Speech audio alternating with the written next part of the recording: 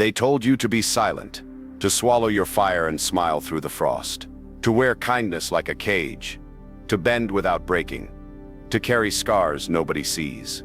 But the wolf inside, the one they tried to tame, still sharpens its teeth in the dark. Somewhere beneath your silence, raging storms rehearse their violence. Somewhere beneath your calm, a kingdom waits to rise from ashes and steel. Listen closely, because the truth cuts deeper than swords. To be only good is to be weak. To reclaim your power, you must first embrace the darkness that breathes beneath your skin. No crowns are forged in light alone. They told you to be good, to hold your tongue, to swallow your fire, to smile while the world crushed the roar in your chest, to forgive those who spat on your honor, to bow so others could stand taller, to bury your rage deep beneath the weight of silence. That is the mask forced upon you at birth. A garment sewn from obedience, painted with the colors of submission. They call it goodness, but you feel it in your bones. This mask did not protect you. It disarmed you. It silenced the wolf within. What kind of power is kindness without claws? What use is mercy without steel behind it? The world praises the tame wolf, not because he is noble, but because he is broken, a beast refined into docility. They flatter the silent man, then press harder against his throat. They want you harmless, a lamb dressed as a man. But the truth you have always known flickers beneath the man who never flinched, who bore his scars like armor, who held his teeth bared in silence. That man commands the storm. You were never meant to be a sheep. You were forged to be dangerous. The mask you wear is their leash, a silent cage disguised as virtue. And one day, quietly, it will crack. The fire buried beneath will awaken. The wolf will rise, and when he does, there will be no apologies, no looking back, because goodness without danger is a farce. You were born to be more than a shadow, born to own your darkness and wield it like a blade whispered in midnight's cold. The question is not whether you can break this mask. The question is whether you will dare to shatter it yourself and reclaim every inch of power you surrendered in silence. The wolf waits. The storm rehearses. And so do you. They told you to be good, to hold your tongue, to swallow your fire, to smile while the world crushed the roar in your chest, to forgive those who spat on your honor, to bow so others could stand taller, to bury your rage deep beneath the weight of silence. That is the mask forced upon you at birth, a garment sewn from obedience, painted with the colors of submission.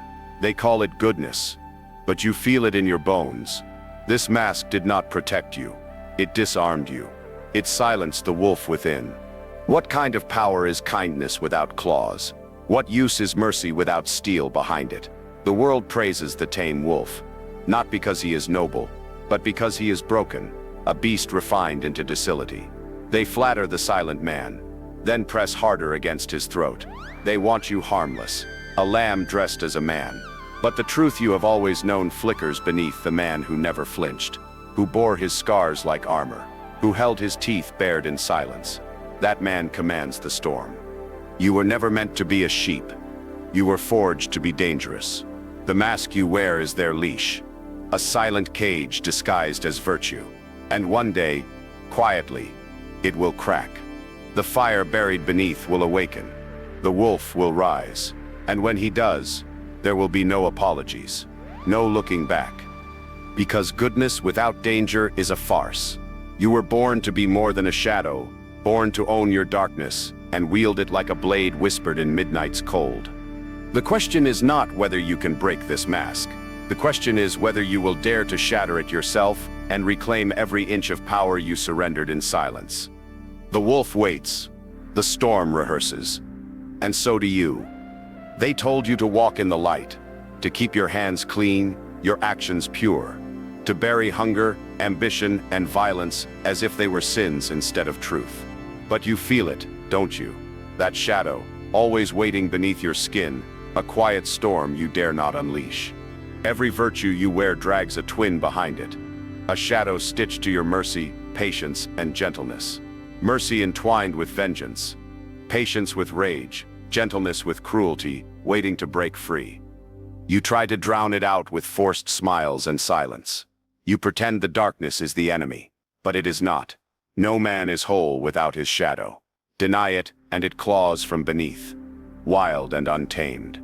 Accept it, and you grasp power beyond their understanding. They call you dangerous. They whisper you're broken. But it is you who see clearly now virtue and wickedness are not enemies. They are wolves bound at the wrist.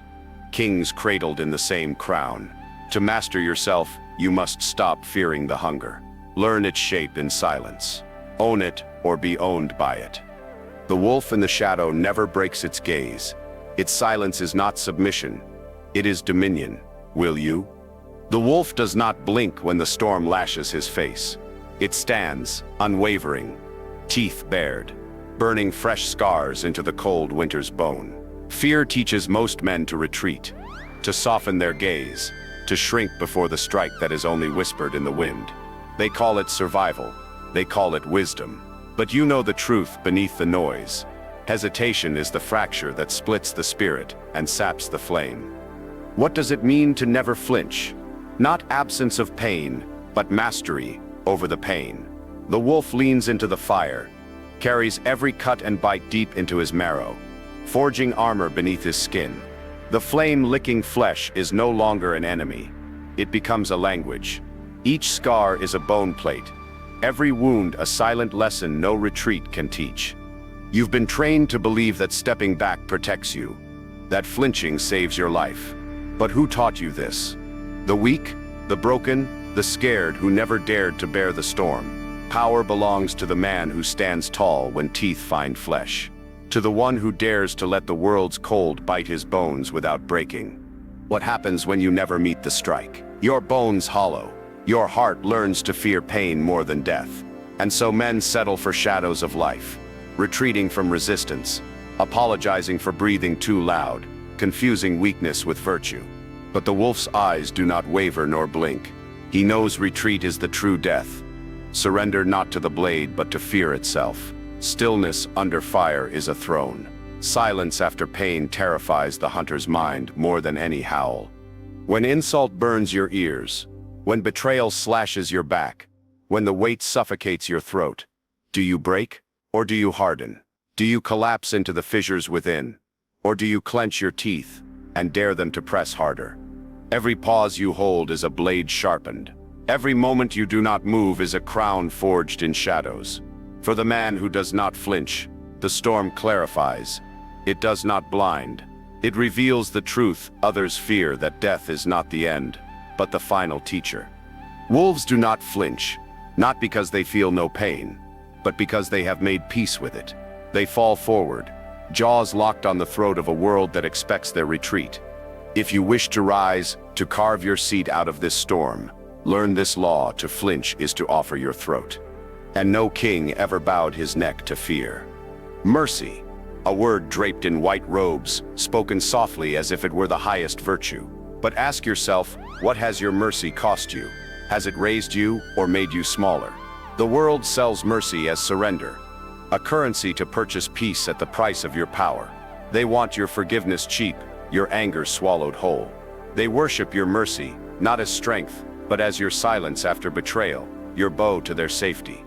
True mercy is different. It is a weapon cloaked in shadow. It is the wolf's restraint after baring fangs, the cold decision to unleash pain or withhold it. Mercy given when you cannot destroy is weakness. But mercy wielded after you have shown your teeth, the ability to silence an enemy with a single quiet choice, that is power. This is the Machiavellian law, carved in stone. Mercy without teeth is surrender. Mercy with fangs is domination. Every great leader, every crown forged in blood, carries mercy as a calculated strike, not a surrender, but a command. Forgiveness is earned, not owed. When you choose mercy, you crown yourself. It is a reminder born from the abyss. You could have ended them, but you did not. And in that silence, your power echoes louder than any blade. Do not confuse mercy for kindness in weakness. It is kindness married to cold logic. Mercy is strategy. Mercy is sovereignty. And when the world expects your immediate forgiveness, let them wait. Let silence be your answer, because the weight of chosen mercy crushes deeper than any storm of rage. Mercy with fangs is not mercy given. It is power taken. Mercy is a word laden with illusion. The world dresses it in the robes of virtue, and men scare themselves into wearing it as a badge of honor. But hear this clearly. Mercy without power is surrender. A blade without an edge. A shield worn thin and cracked. Niccolo Machiavelli knew this when he warned rulers that mercy, when given rashly or without control, invites chaos and betrayal. Mercy granted too soon or too freely is not mercy. It is weakness that dissolves empires and crowns enemies. True power demands that mercy be earned, wielded like a blade hidden in shadow. Before mercy can crown you, you must first bare your teeth. Let your enemies taste the cold steel of your will. Only then does mercy become a weapon. A silent sentence heavier than any roar, colder than any sword. When you withhold mercy, you show dominance. When you offer it, it is a choice so rare it haunts those who survive it. Machiavelli's grim logic is clear. The wise leader uses mercy sparingly, only when it secures control and order. Mercy is not a gift for the weak. It is the prize of the powerful. It is a force that binds others in the debt of your temperance and will. So ask yourself, is your mercy a leash they tug to tame you? Or is it the cold breath of your calculated dominion? Mercy without teeth is the slow death of power. Mercy with fangs is the crown of kings. They told you to be good, to hold your tongue, to swallow your fire, to smile while the world crushed the roar in your chest, to forgive those who spat on your honor, to bow so others could stand taller, to bury your rage deep beneath the weight of silence. That is the mask forced upon you at birth, a garment sewn from obedience, painted with the colors of submission. They call it goodness, but you feel it in your bones. This mask did not protect you. It disarmed you. It silenced the wolf within. What kind of power is kindness without claws? What use is mercy without steel behind it? The world praises the tame wolf, not because he is noble, but because he is broken, a beast refined into docility. They flatter the silent man, then press harder against his throat. They want you harmless, a lamb dressed as a man, but the truth you have always known flickers beneath. The man who never flinched, who bore his scars like armor, who held his teeth bared in silence, that man commands the storm. You were never meant to be a sheep. You were forged to be dangerous. The mask you wear is their leash, a silent cage disguised as virtue. And one day, quietly, it will crack. The fire buried beneath will awaken. The wolf will rise, and when he does, there will be no apologies, no looking back. Because goodness without danger is a farce. You were born to be more than a shadow, born to own your darkness, and wield it like a blade whispered in midnight's cold. The question is not whether you can break this mask. The question is whether you will dare to shatter it yourself and reclaim every inch of power you surrendered in silence. The wolf waits, the storm rehearses, and so do you. Betrayal, the cold blade pressed deep, the friend's smile turned to ash in your back. It is the silent wound that haunts the emptiest hours, whispering fire into your veins. Most men fall at betrayal's strike, screaming into the void, mourning the loss of their naive trust. But you have tasted its bitter truth, and lived to carry its weight like armor. Betrayal is the longest lesson, crueler than any war. It strips away masks, exposes the wolves behind every smile.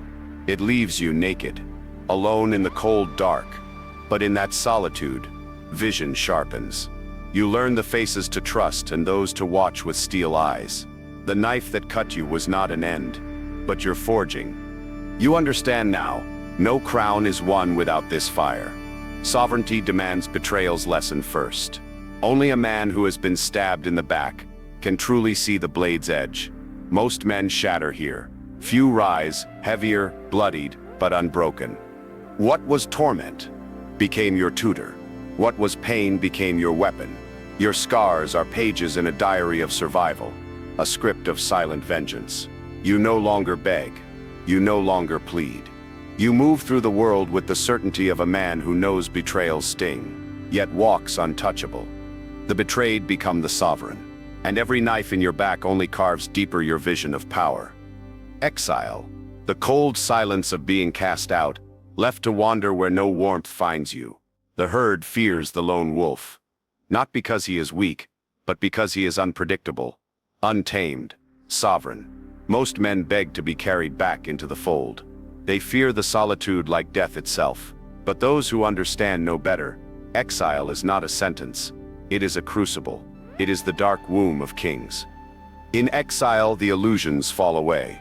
The noise of approval disappears, leaving only the rawness of your own breath, the weight of your own thoughts. Stripped of the crowd, you confront the abyss within. Can you generate fire without an audience? Can you sharpen your steel in silence, with no cheers to feed your flame? This is the true test. Exile kills dependency. It burns the need for external validation until the soul stands naked, a sovereign, not a servant. Those who survive learn to own their silence, to carry solitude like armor. They build empires not from the praises of others, but from the shadows of forgotten nights and cold dawns. Loneliness is not weakness. It is the forge of empires. The throne is not held by crowds, but by silence that commands them. So when the world casts you out, do not crawl back. Sit on your throne of exile, and let the wilderness crown you in fire and frost. They did not bury you. They planted you. There is a crown waiting for you, but it is not forged from gold or adorned with jewels.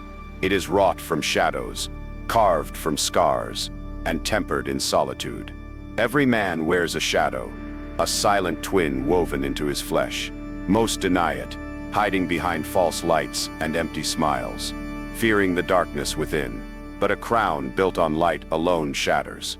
A king who ignores his shadow is a tyrant doomed to fall. You have walked too far, seen too much to believe in half-truths. Inside you burns violence, hunger, ambition, forces not to fear but to command. The wolf crouches in silence beneath your ribs. The fire pulses behind your calm. To deny them is to surrender your throne. To embrace them is to crown yourself sovereign of both dark and light.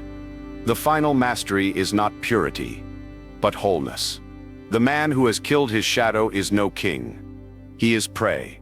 The man who obeys the shadow is beast. Only the man who wears his shadow like a crown walks untouchable, dangerous, whole. Understand this. Mercy lives alongside cruelty, silence alongside violence. Your power lies not in hiding this balance, but in mastering it, directing the storm within like a sword through midnight. Most will misunderstand you, call you cold or ruthless. Let them. A true king does not bow for acceptance.